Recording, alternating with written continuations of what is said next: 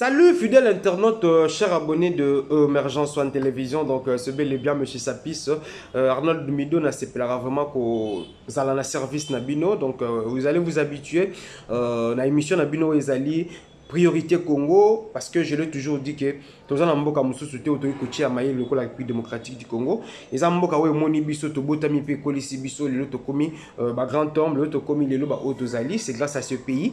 Alors en retour, ni to kopesa na mboka oyo emoni ko botama pe ko kola na biso, ezali kaka ko tia mayele na biso na service ya nation oyo, ko tia mayele na biso na développement ya mboka oyo, et à travers bah connaissance et puis bah métier tout ça là car aux alliés informaticiens, aux alliés mathématiciens, aux alliés politiciens, aux alliés sportifs et que sais-je encore, biso tout aux alliés vraiment unis to travailler vraiment dans le service de la République démocratique du Congo.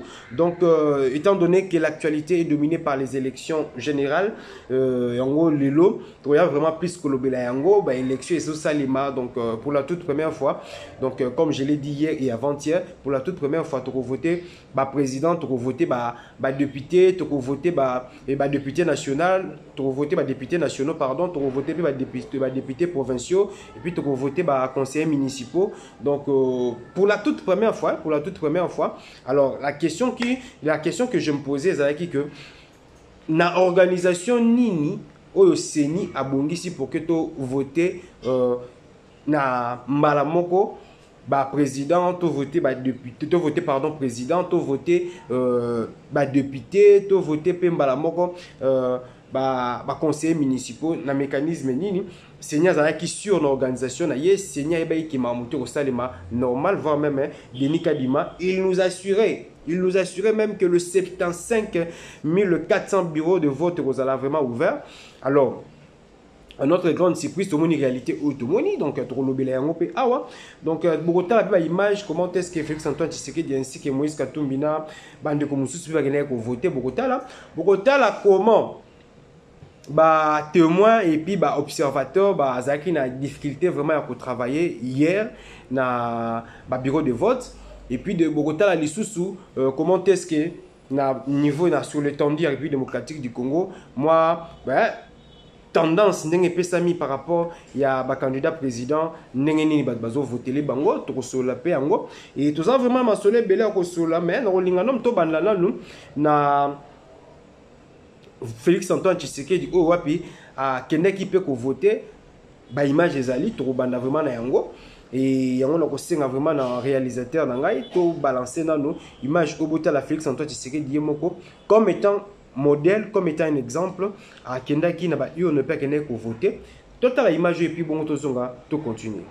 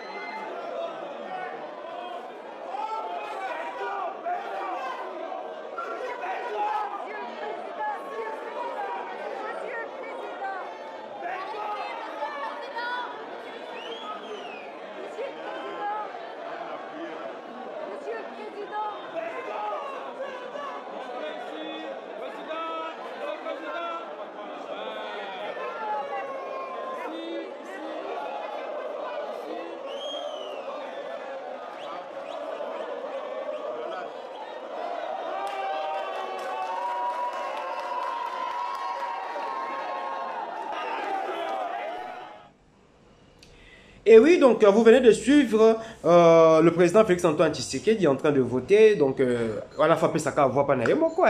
Donc là, c'est vraiment logique.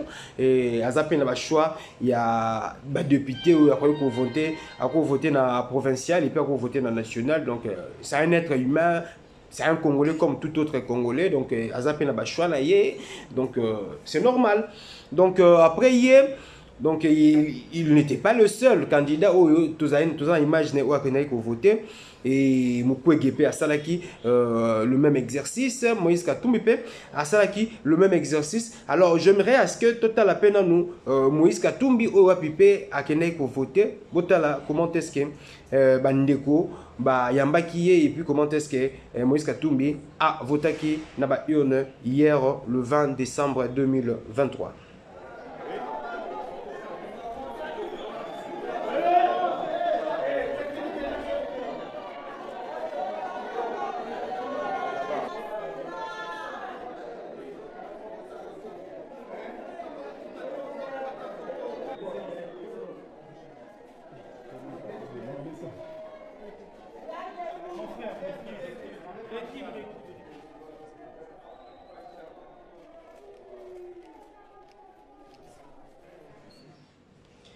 De retour sur ce plateau, donc on a la deuxième candidat Nabiso, Moïse Katumbi, où il va voter. Ma condition élection et Salami Seni, il nous rassurait à tout moment qu'il y aura bel et bien les élections. Oui, certes, élection et Salami, mais Salami n'a pas condition nini. C'est ça maintenant le problème. Alors, on a niveau Tokomi, tout ça, on a niveau tout le cas de gauche à droite. Mais tout comme il y a un niveau moko oyo, il faut sikoyo, tu vas comment est-ce que tu peux gérer la situation par rapport à oyo ici et Salami. Na o Seni à Sali, je pense que Aza vraiment n'a mis une raison. Il y a kolukate que amemisa apesa batu misusu ba faute. Tout ça apesa a condamné batu misusu parce que l'entière responsabilité lui revient parce que Yemoko Denis Kadima, il nous assurait, il affirmait que l'élection est Kozala. Avant l'élection Zala, la meilleure improvisation, c'est la préparation. C'est-à-dire, si on a une importance capitale, où il faut engager une nation, il faut prendre plus le temps pour s'organiser et puis pour se préparer. Du moment où on remarquait que non, tu es dans l'impossibilité de répondre aux attentes, il y a nation, il y a population, ils n'ont pas interdit, tu peux aussi te prononcer que compte tenu en réalité et compte tenu, il y a des moyens pour organiser un tel événement, je trouve que je ne serai pas en mesure d'organiser une date telle. Je propose à ce que ton reporter to pousse yango pour quelques jours pour permettre à ce que ma réseau et ça les nous le savons très bien que il fallait qu'il y ait un déploiement et un matériel et ça les Denis Kadima yeba qui ont très bien que ba déploiement et ba machine et si ça que ça la maintenant l'outil ce qui te longue na étape wana to yena tongo to yena ba centre to yena ba bureau de vote.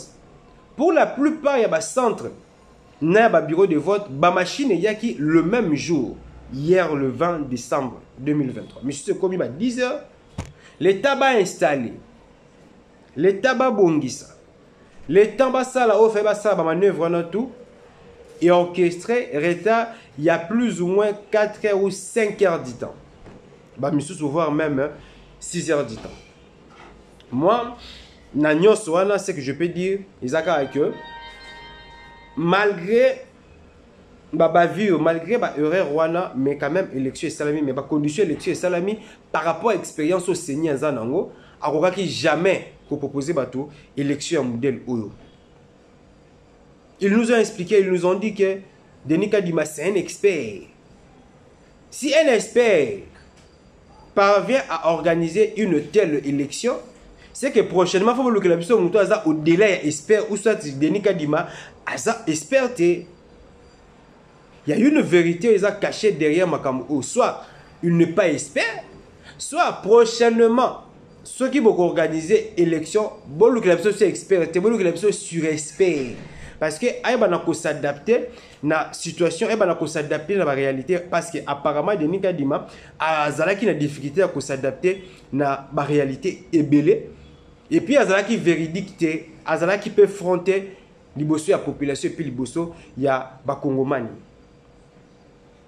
lelo élection oyo ils a tellement controversé Kobanda na ba carte électeur ti na manière bande ko baye ko voter ti na jour ya vote il y a que de remarques oyo ils a vraiment désagréable ou ils a vraiment encourageanté ba ko applaudir pour la détermination ou azaki na yango que non date où ils ont fixé le 20 décembre élection Salema mais condition de ça l'élection oyo certains sont satisfaits et d'autres ne sont pas satisfaits donc c'est à dire il y a satisfaction et insatisfaction de la part des électeurs. Pourquoi je dis satisfaction et insatisfaction parce que de commission sous va voter na bango à l'aise parce que ngamoko lobby na sala ki ronde na sala ki na ngiringiri na sala ki na gombe na sala ki apozo tala bande ko mususu bazo voter na bango normalement na sala ki na yolo bande ko bazo voter calmement na ba condition ya bien mais en termes de pourcentage batu oyo bazo voter na batu bazui te ko voter te na batu ba voter na retard batu ba se plaindre de trop batu ba se plaindre de trop retard et les cas qui m'a cassé. Total la image au bout de la condition bandeko va voter non. Oui, mbote ndimo. Oui, comme bonani. Comme on a été choqué. Oui, peu choqué ah oui, comme étant électeur, toi comme étant témoin. Témoin. Oui, si vous êtes témoin et d'abord vous avez une carte déjà. Vous avez une moyenne ni pe na R ni. Bon, biso ba carte na. Matsama volé. Biso ba carte na tongo. La carte est dans l'accès carte. Alors, par rapport à une organisation de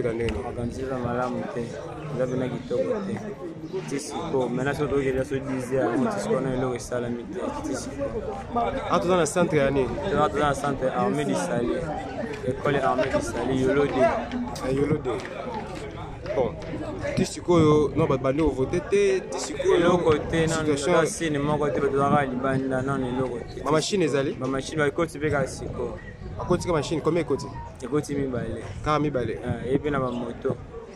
OK, merci. Et oui, donc nous sommes de retour sur ce plateau. Donc vous venez de suivre Botali Binomoko comment est-ce que ba ndeko ba condition ba voter na yango quand bien même na ba bureau de vote mususu na ba centre mususu ba voter calmement mais dans d'autres coins dans d'autres centres il y a eu vraiment des irrégularités ba difficultés za qui a voter il y a eu même certains centres oyo ils ont qui ouvert yango vote ils ont continué tilelo ba tout bazo continuer à voter alors la question qui se pose est-ce que est-ce que ça qui a un délai constitutionnel? Est-ce la loi prévoit est-ce que après le jour ou soit la date fixée pour les élections, au-delà de la date tu as tu ne peut voter les sous. C'est ça aussi le problème. Il y a une opposition, baza ko suspecter moi ba makamususu il y a malamu te o salami oyo pourquoi couper ça accès na bandeko ya opposition pendant que le pouvoir, pendant que la CENI Azaki n'a mis le une moyen pour organiser l'élection, susciter même pas soupçon, il y a tricherie. Alors, les éléments où salami, retard, ainsi de suite, ce sont des éléments où on peut ça aux opposants matière, où on peut ça raison, il y a un peu moni clair dans l'élection. Alors, dans les circonstances à Boye, il faut organiser des choses de la plus belle manière pour ne pas donner accès aux ennemis. Yangwana bozomona lelo mboka na biso Congo, tous en makambo belé photo à prendre. Lorsqu'on nous parle de développement, nazoe bate bandeko bakansaka développement batongi balabala, développement batongi ndako étage. Oui, eza ba moyen, ba instrument oui, pour permettre misala et salima. Mais le vrai développement, c'est dans le travail, c'est dans la manière où tout ça qu'on procéder, la manière où tout ça est la makambo na biso. Est-ce na makambo na biso, na organisation na biso, il y a ba institution, na organisation na biso, il y a ba activité, il y a ba événement, il y a ba makambo net, il y a ba élection boy. Est-ce un pays envoie le développement et qu'on organiser bah, l'élection dans un modèle, oh, c'est juste une question. C'est juste une question parce que il n'a jamais eu des élections parfaites.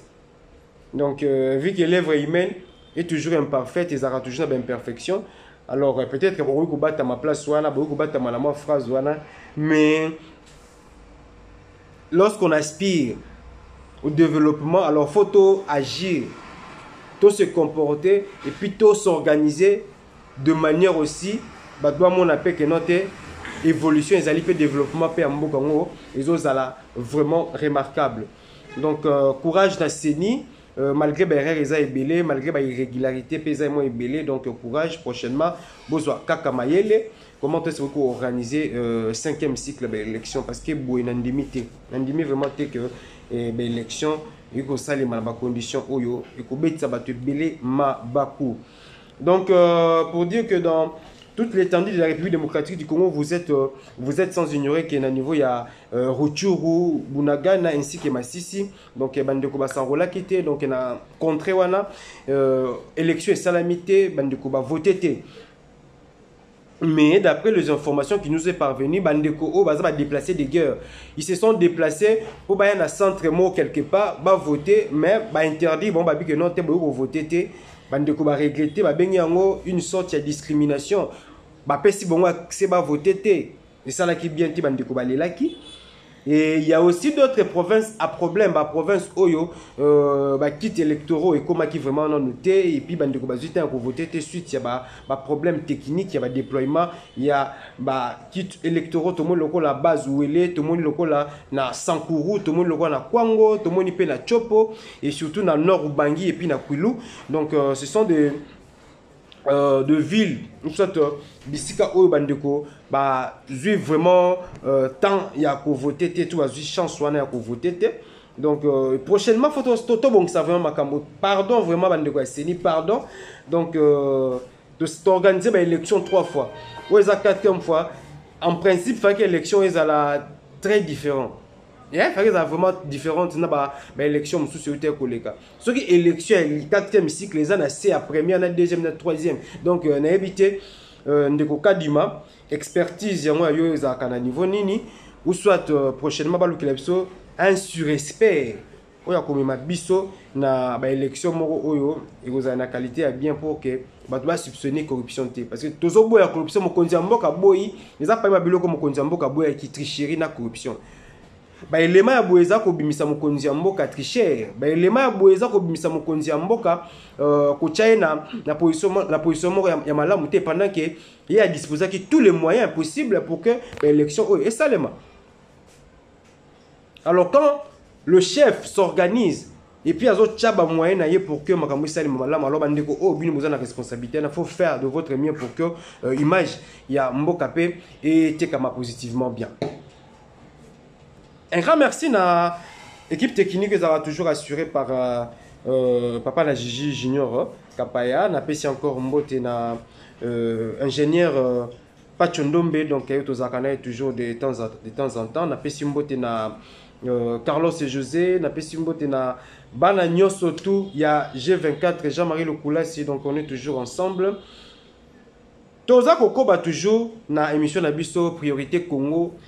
Alors il faut vraiment mettre les choses au sérieux et mettre les points sur les yeux pour que Mboka Oikene. Mboka peut que liboso faut rigueur. Mboka faut que liboso faut tolongola makambo ya ko encourager le mal.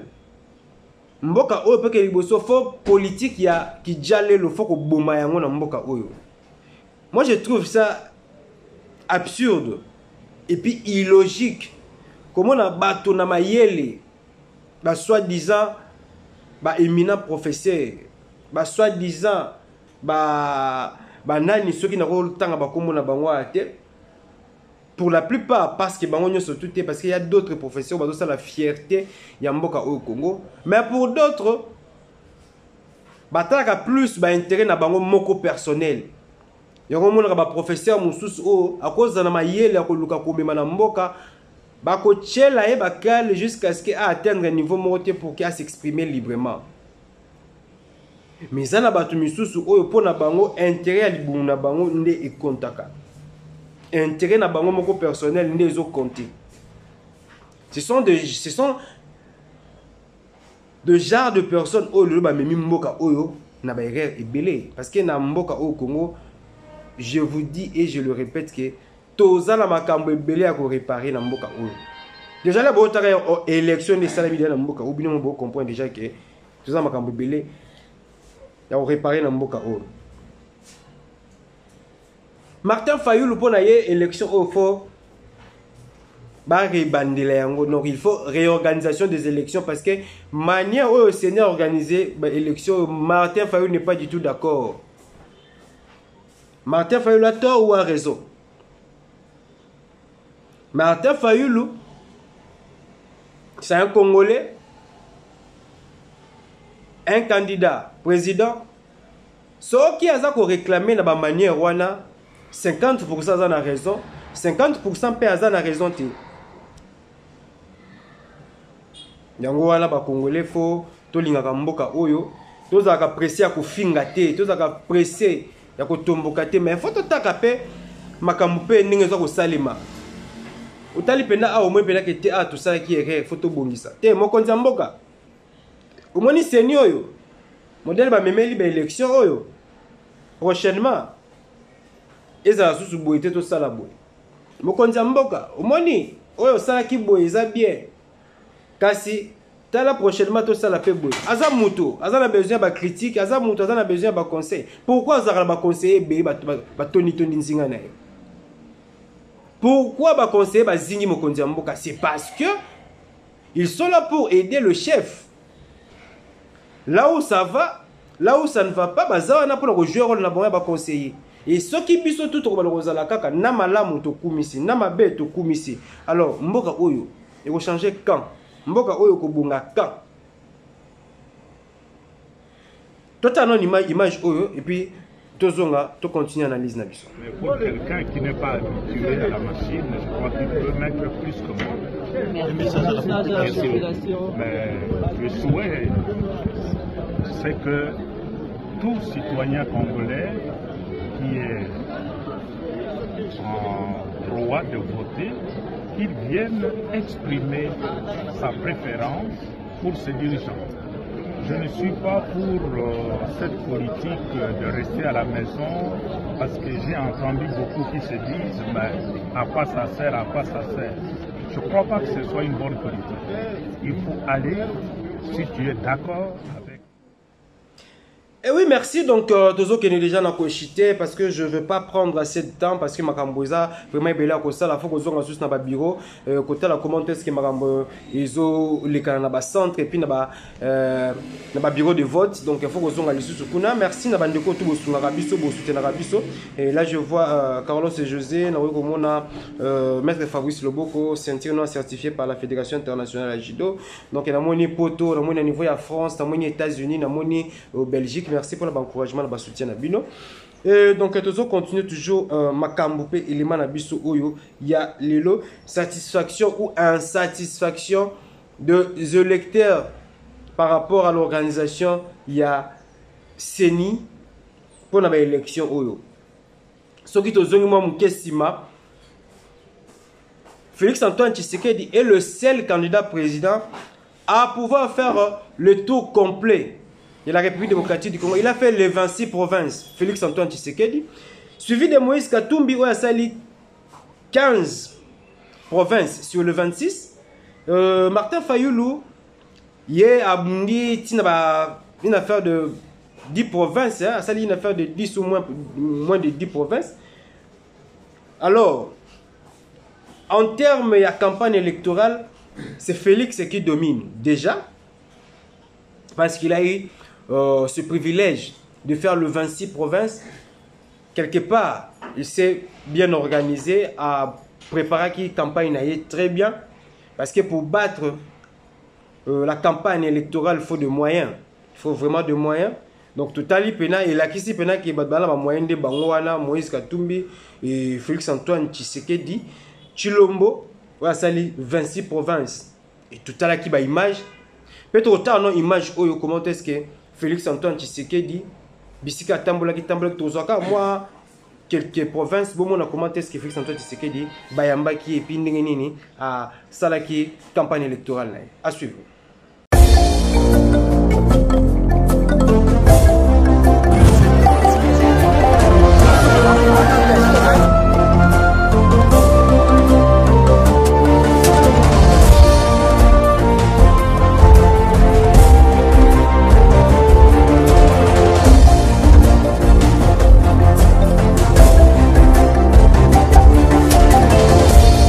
Bana Guine, Bana Congo, matondo mingi, bona ndenge boye ebele bolakisa ke tozali na bomoko.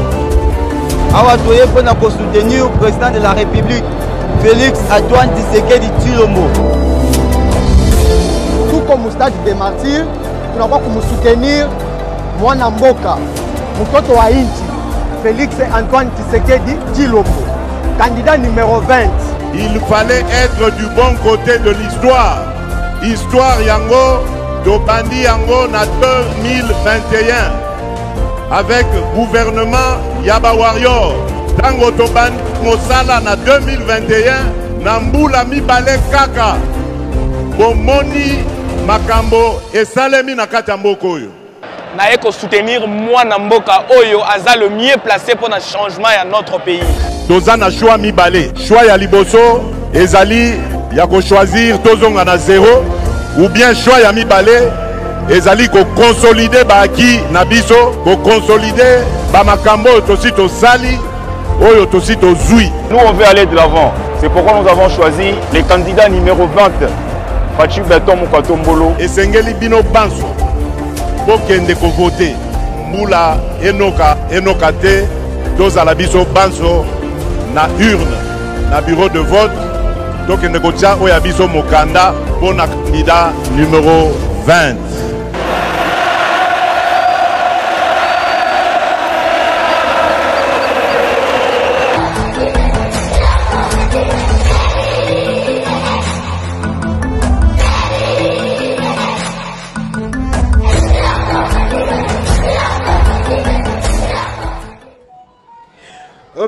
Vous venez de suivre comment est-ce que le président Félix Antoine Tshisekedi a outil ko battre campagne naie binomo bomoni.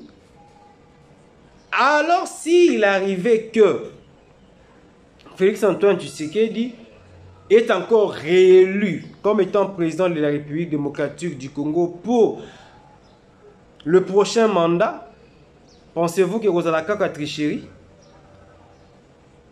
Pensez-vous que vous avez la tricherie? Ça reste à vérifier. Moïse Katumbi est aussi aimé, Martin Fayulu également est aussi aimé. Mais campagne est très important dans tous les coins. Cause à la contact na électeur na yo, cause à la en contact na population, ça transmet quelque chose. Interaction entre le candidat et ses électeurs, ça influence aussi électeur jour il y a scrutin jour à vote voter pour la personne en question. Tout à l'heure déjà à niveau à Kinshasa provisoirement tout le monde a déjà que la statistique Fachi Beton a dominé, suivi de Moïse Katumbi, Martin Fayulu et les autres. Donc, on voit même ici à niveau de la diaspora en France, d'après les informations qui nous est parvenues, Félix Antoine Tshisekedi mène toujours la cadence.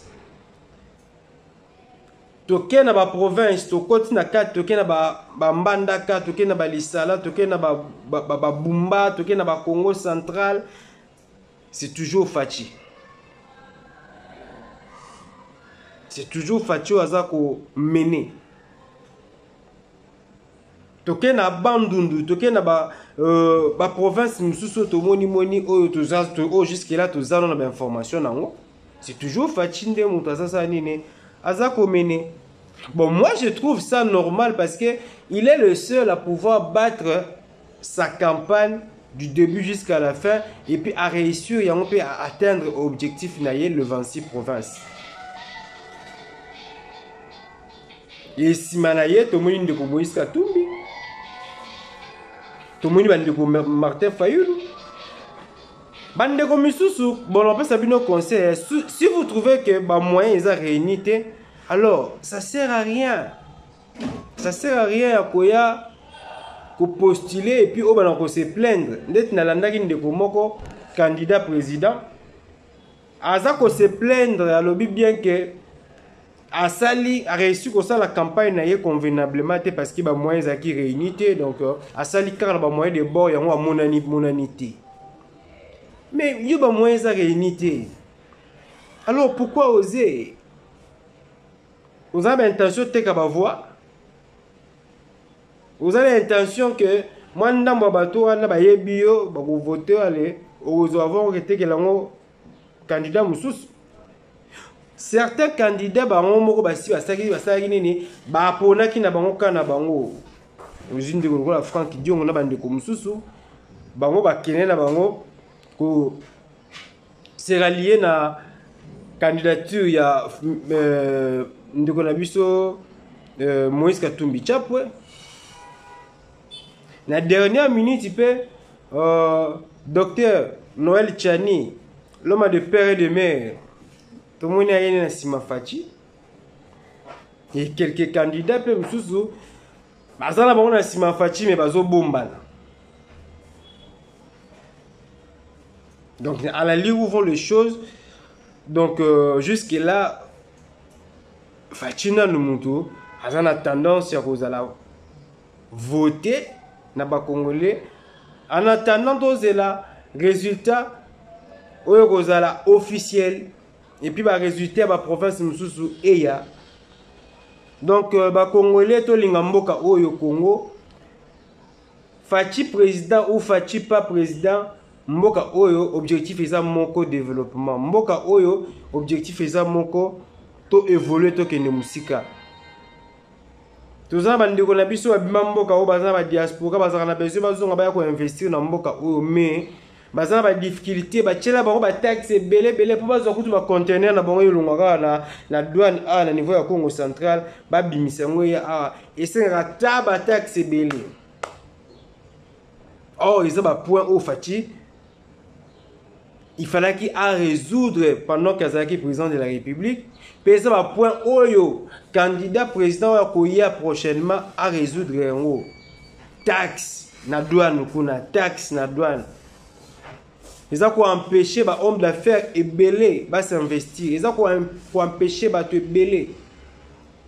Le loba ndeko ba entrepreneur. Tout le monde fait une initiative ya ko chaper moi lisu na ngambo ba entrepreneur. Mais ba homme d'État, ba homme politique, ba homme basali sous ba entreprise. Pour ba citoyen normal, ba s'en sortir comment?